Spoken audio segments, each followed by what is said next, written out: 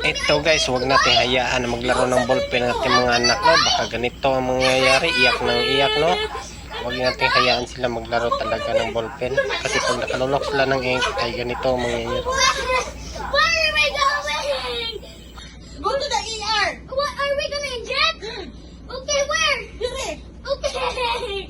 Sit down, sit down, sit down. I'm gonna. Sit down, What sit down. happened? What's next? Sit down. What's next? Close the door, close the door. Oh, Nanay mo maningin. I fought. I'm sorry. I'm sorry. I fought and inject me na. Inject me na. Why are you laughing? I'm not laughing. I did not know what to say. I'm just. Lisa, sit down properly, Arlo. Sit down. Help me. I'm sorry. Mangulo. Hey. Mommy, Good. I'm just gonna say I'm gonna die. I don't want to be into my life.